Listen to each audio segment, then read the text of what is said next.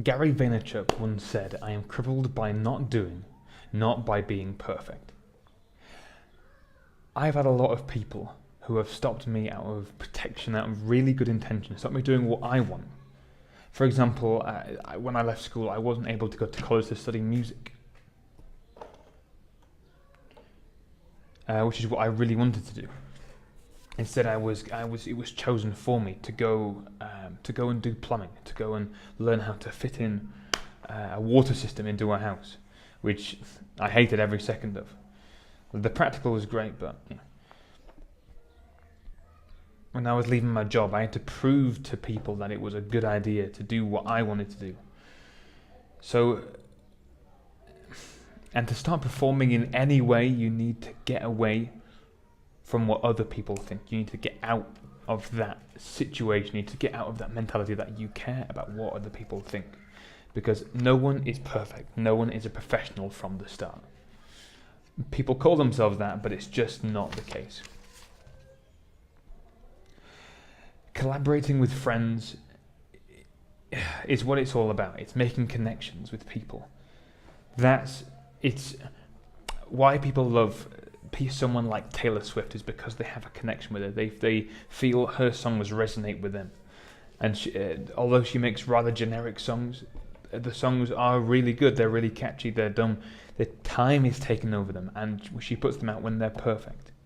But she wasn't always a great musician, a great guitarist, a great singer. She had to start somewhere.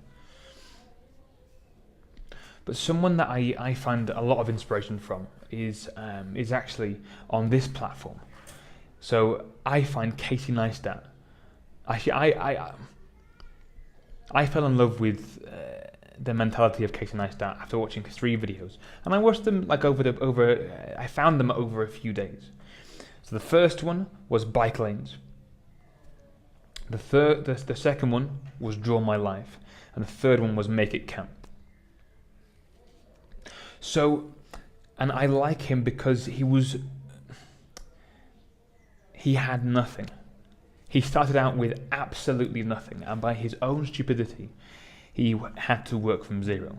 He left school, I think it was 16, from 16, and he had to work his way up as something so menial and trying to work out what he wanted. But he had to find out what he wanted to do. He found out what he wanted to do by just doing normal things, taking his son to the zoo with his brother, something completely normal. But the different thing is that he had a camera. He was able to film the event, and then he took the time to edit it. He liked the idea, he enjoyed the filming, he enjoyed the editing, and he put it together. And so after this, I find it so, he very quickly went all in. And from having nothing, he, just with a few videos, he inspired Apple Incorporated to change their battery policy. Although this is denied by the company. Very soon after, a video was published by Casey Neistat calling them out for this thing, which gained upwards, I think it was 4 million views before there was such a thing as a viral sensation. Before anything like YouTube existed. And then after that, their battery policy was changed. He got to the city of New York. Actually, that video was made before that he got to the city of New York. But he made a video talking about how he was stupidly being charged for someone else being in the bike lane, making him go out of where he's supposed to be. And all he did it with was a point-and-shoot camera, a friend, and 2 bikes. And then obviously his editing software. That gained millions of views in attention. I think now currently it has as close to or more than 20 million views. And that video changed the laws in New York because it got so much attention. He was on news stations. He was being interviewed for this video, which essentially cost him nothing to make. He already had the camera. His friend, I don't think his friend charged him for that, because, you know, friends. And then he just did. I think that is just incredible. And then because of those two things, the Apple, the bike lanes, very soon afterward, within the next year, Nike got in touch and employed him to make 3 videos. These 3 videos were adverts for whatever they were, for what they were advertising at the time. The Make It Count.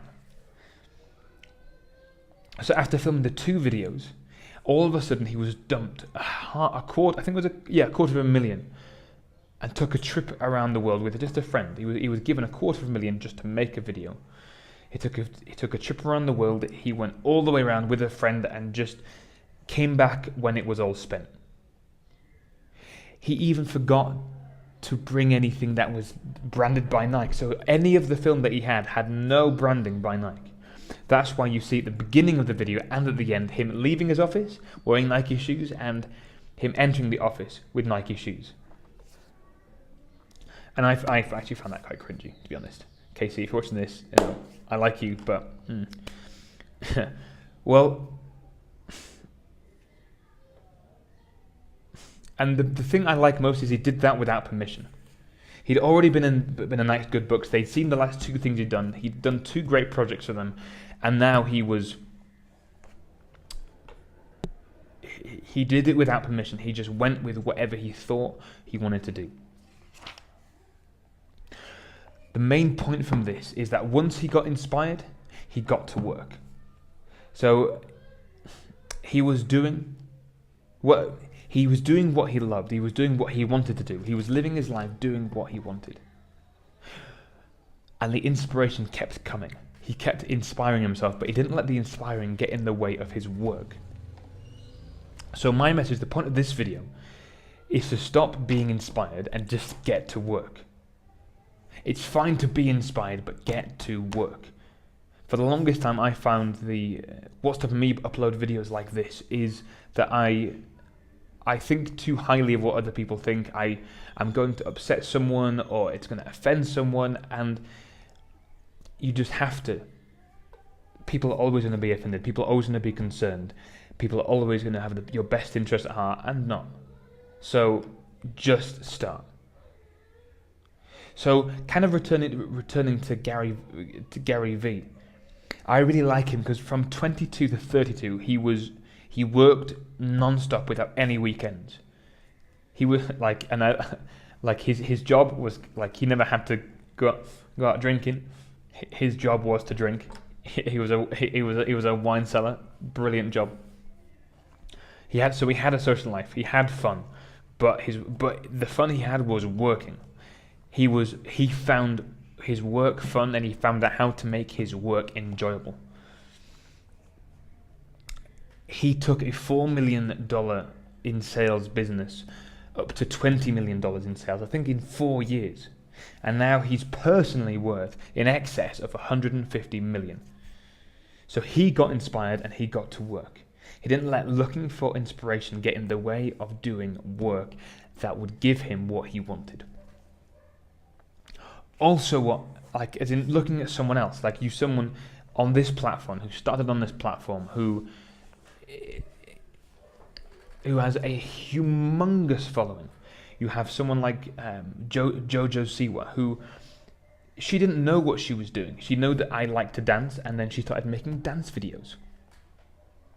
If you look at some of her old videos, the energy is just not there.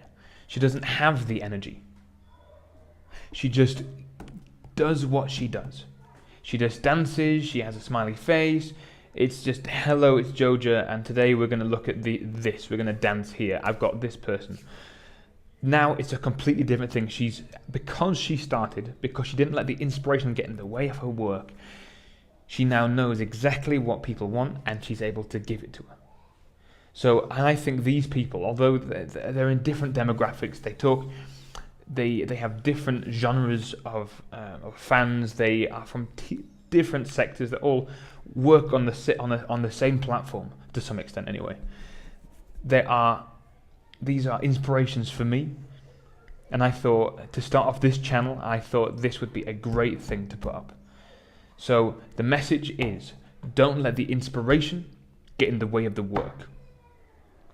Inspiration can lead to work, but work is what gets results. Don't let the inspiration get in the way of the work. If any of you guys are watching, either Gary, Casey, or Jojo, hello, get in touch. Like, comment, subscribe, and I'll see you in the next video. Thank you very much for listening. I will see you later. Bye.